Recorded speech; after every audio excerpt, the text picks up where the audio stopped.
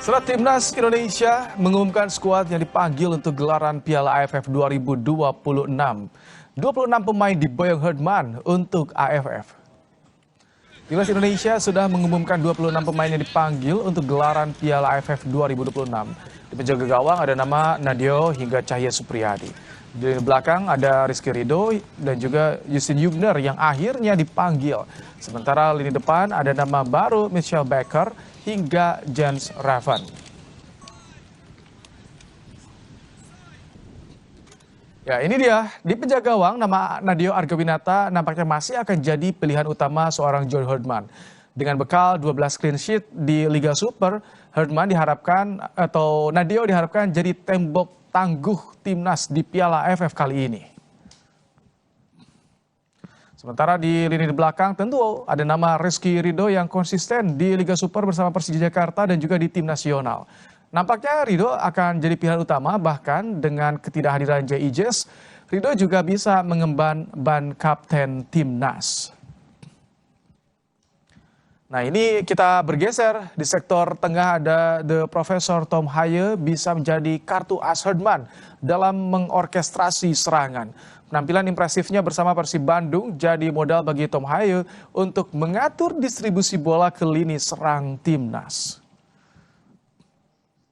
Sedangkan di lini depan, kita tertuju pada sosok pemain muda Michelle Becker. Baru dinaturalisasi 13 Juli lalu, Becker diharapkan mampu menjadi pemain nomor 9 bagi timnas dengan modal postur menjulang 197 cm. Ya, saudara, jelang laga perdana di Piala AFF, pelatih timnas Indonesia John Herdman mewaspadai Vietnam yang baru saja menaturalisasi 3 pemain Brasil. Vietnam jadi salah satu lawan skuad Garuda di Piala AFF Grup A bersama Kamboja, Singapura, dan Timor Leste. Herdman menyebut tambahan 3 pemain naturalisasi bakal menambah tenaga baru buat Vietnam. Pelatih asal Inggris itu juga menyoroti hasil positif Vietnam dalam beberapa pertandingan uji coba sebelum Piala AFF. Kan di ini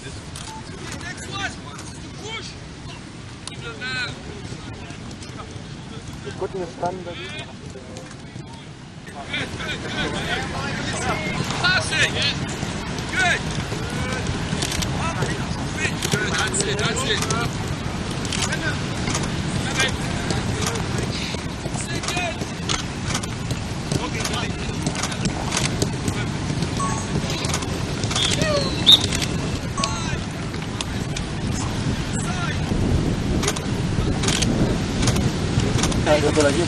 Kan di ini. We've just naturalised 3 Brazilians, and they'll be a real tough opponent. I think they've won 4 of their friendly games coming into this, so we need to be tested. That's what we're here for. Ya, membahas soal skuad akhir timnas Indonesia untuk Piala AFF, kita sudah bersama dengan analis sepak bola Roni Pangemanan. Selamat malam, Bung Ropan. Selamat malam, Ibrahim. Bung Ropan, akhirnya ini yang dinantikan sudah dirilis. Bagaimana Anda melihat 26 pemain yang dipanggil oleh Herdman? Saya pikir ya tidak mengejutkan sama sekali, karena memang yang tersisa saat ini ya pemain-pemain yang masuk sampai tahap kedua ya, setelah melalui tahap pertama. Dan yang menarik bahwa di sana ada Justin Hubner yang tadinya saya pikir ini agak berat untuk diizinkan oleh Fortuna Sittard, karena dia menjadi bagian terpenting di dalam pramusim Fortuna Sittard, di mana Ole Romani juga ikut di dalam tim tersebut. Tapi ketika namanya ada dan firm 26 pemain masuk, ini saya pikir suatu hal yang sangat bagus. Artinya di belakang itu kita tambah kuat. Dengan adanya Justin Hubner yang akan berpasangan dengan Rizky Ridho atau dengan Jordi Amat bersama dengan Wahyu Prasetyo juga.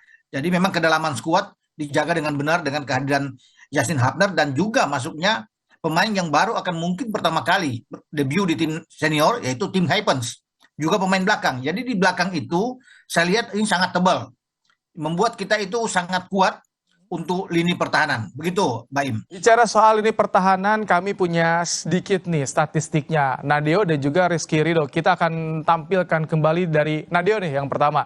Ini dia, kami tampilkan dengan tinggi badan yang postur sebetulnya sangat ideal untuk ukuran Asia Tenggara Nadeo ini. Clean sheet di Liga Super juga.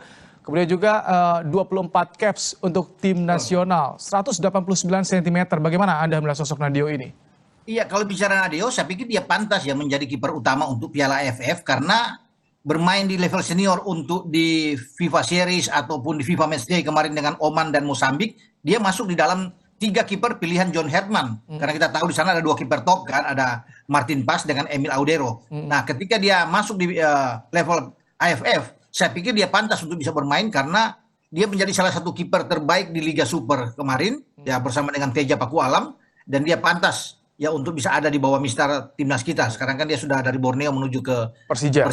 Okay. Jadi ini adalah suatu hal yang sangat baik bagi Nadeo untuk bisa membuktikan bahwa dia menjadi kiper terbaik setelah Emil dan juga dengan Martin Paz, begitu. Karena ini lawan gak kaleng-kaleng, lawannya Vietnam dan juga Kamboja untuk di grup A. Tapi bicara soal ini pertahanan yang akan diuji juga ada sosok Rizky Ridho nih yang kemungkinan akan menjadi mengemban ban kapten juga tampaknya ya, Bung Ropan, kita lihat statistiknya.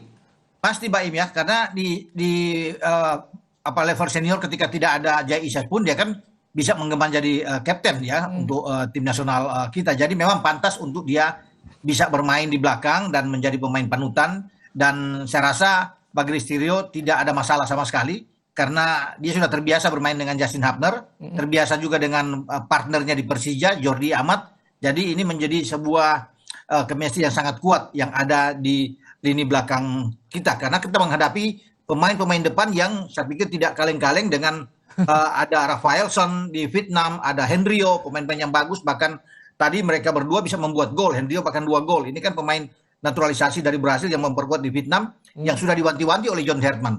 Belum lagi dengan Kamboja kan, Kamboja ada 5 bahkan. 7 gol tadi kita Vietnam. Wow, ini ngeri juga. Bicara soal lini tengah dan juga lini depan, kalau di lini tengah kita tentu memiliki ada nama Tom Haye juga. Ini menarik sekali. Lini depan ada Mitchell Baker. Bagaimana Anda melihat 2 sosok ini? Kami tampilkan juga nanti statistiknya ini dia. Tom Haye ya, Tom Haye kan pemain yang berpengalaman 17 caps ya, dia ada 2 kali assist dan 2 gol. Hal yang bagus karena memang kita butuh Tom Haye untuk bisa menjadi dirhen di tengah ya, menjadi pembagi bola, distribusi bola ke depan. Ketika Haye tidak bermain di FIFA Matchday yang menghadapi Oman dan Mosambik karena harus bisa menjalani hukuman itu, sekarang kita butuh pemain seperti itu dan dia hadir di Piala AFF pada saat yang tepat karena memang kita perlu sosok yang punya pengalaman, punya ketenangan dengan visi bermain bola yang sangat baik, dan itu ada pada diri Tom Haye. Dengan masuknya juga Ivar Jenner, ini akan membuat lini tengah kita akan sangat kuat karena di sana juga ada Mark Klok. Jadi misalnya kalau bermain juga bukan dengan 3-4-3, misalnya Herdman bermain dengan 4-3-3 pun, saya pikir ini gelandang kita akan kuat jika dipadukan di antara Tom Haye, Ivar dan Mark Klok di tengah. Begitu. Di depan yang biasa kita bahas adalah pemain nomor 9. Oleh Romoni kita diharapkan menjadi nomor 9, tapi ini nampaknya bakal ada penerus ya, Mitchell Baker nih. Bung Ropan, tingginya 197 cm, Bung Ropan. Ya, main sangat tinggi, hampir 2 meter ya. Dan ini menjadi ujian pertama, tantangan buat Mitchell Baker setelah dinaturalisasi pada 13 Juli yang lalu. Kemarin dalam uji coba melawan Bali United, dia menjadi salah satu pencetak gol di antara 3 gol kita ke gawang Bali United setelah Mark Klok dan Donny Tri Pamungkas saat itu. Jadi ini harapan buat dia, tantangan untuk bisa membuktikan kesempatan yang diberikan oleh John Herdman untuk pemain nomor 9 di depan. Ketika Ole Romani tidak ada, maka dia menjadi satu-satunya harapan yang ada di depan. Tentunya ini harus perlu bantuan, bukan hanya menggantungkan kepada Mitchell Baker, tapi bantuan itu datang dari Ragnar Oratmangun, dari Marcelino Ferdinand, yang bisa memberikan asis-asis terbaik buat seorang Mitchell Baker. Memang sayang kita tidak punya Luke Fikri yang tidak diizinkan oleh klub dia, MacArthur. Ya, Luke akan bermain di FIFA Asian Cup di September-Oktober, tapi tidak mengapa. Makanya ini menjadi tantangan besar, saya bilang sekali lagi, buat Mitchell Baker untuk bisa membuktikan bahwa dia pantas bermain di tim nasional dengan usia yang masih sangat muda. Oke, sekarang bicara soal tim lawan. Tadi Anda sedikit menyinggung soal Vietnam, baru saja menaturalisasi 3 pemain Brasil. Udah menggulung Timor Leste di pertandingan malam hari ini 7 gol. Bagaimana Anda, ini juara bertahan yang tentu ada ambisi tersendiri biasanya ketika lawan Indonesia. Ya, ini kan pemanasan yang bagus buat Vietnam ya, sebagai juara bertahan ketemu dengan Timor Leste, bahkan bermain itu di Chonburi di Thailand. Dan ini menjadi peringatan buat kita karena kita akan berhadapan dengan Vietnam itu pada tanggal 3 Agustus. Tapi sebelum itu kita tanggal 31 menghadapi Timor Leste. Saya pikir kita tidak perlu untuk ke sana dulu. Yang ada di depan mata adalah Kamboja. Tanggal 27 itu yang paling dekat. Maka kita harus satu-satu untuk bisa melihat di sana bagaimana bisa mengatasi Kamboja, karena ini berbahaya buat saya. Kenapa bilang berbahaya? Kamboja juga adalah tim yang sangat baik ya, berbenah sangat bagus. Saat ini mereka bisa mengalahkan Bhutan 4-0, bahkan Hong Kong dikalahkan dengan 2-0. Jadi ini warning juga bagi John Herdman untuk tidak main-main ya melihat ini, tidak meremehkan Kamboja. Mereka mendatangkan ada beberapa pemain, sebenarnya ada 10 naturalisasi, tapi mereka mendatangkan sekitar 5 pemain naturalisasi yang ada di dalam tim ini, termasuk dengan Yudai Ogawa yang ada di sana, ada juga dengan pemain dari Misano ya, Hikaru Misano yang ada di belakang juga dari Jepang, ada Kolibali dari Pantai Gading, ada Mirzaev dari Uzbekistan, ada juga Iago Fernandes di sana, Bento Fernandes itu dari Brasil yang baru saja dinaturalisasi. Jadi 5 ini itu ada 2 di belakang, 1 di belakang, ada 3 di tengah, dan ada Kolibali di depan. Depan. Jadi berbahaya buat kita, harus hati-hati dengan banyaknya pemain naturalisasi dari Kamboja. Ini selain Kamboja, tapi Singapura juga yang baru saja mengalahkan Kamboja ini jadi merata sekali nampaknya di grup A, grup neraka bisa dibilang. Tapi bicara soal target di AFF ini, dengan skuad seperti ini, pantas tidak jika kita berekspektasi bisa lah jadi juara? Karena kita puasa gelar loh Bung Ropan, 6 kali. 30 tahun ya, baik kita nggak juara. Runner up terus. Runner up itu 6 kali. Dan sekarang adalah kesempatan bagi John Herdman untuk bisa membuktikan target yang diberikan untuk juara. Saya pikir kesempatan 2 kandang dan 2 tandang. Apalagi di kandang kita itu kalau menang melawan Kamboja kan akan jauh lebih mudah.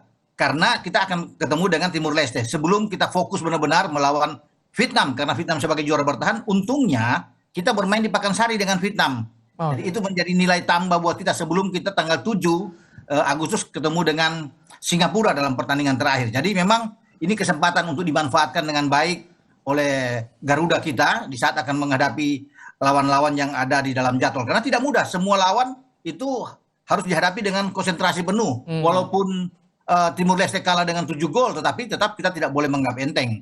Ya, apalagi kita bermain Comburu ya. Walaupun secara kualitas kita ada di atas Timur Leste. Oke, baik. Terima kasih Bung Ropan untuk ulasannya di program Kompas Malam hari ini. Usai jeda kami kembali dengan informasi operasi SAR kapal motor Nurul Salsa yang tenggelam di perairan Kepulauan Selayar, Sulawesi Selatan resmi ditutup. Masih ada 14 korban belum ditemukan.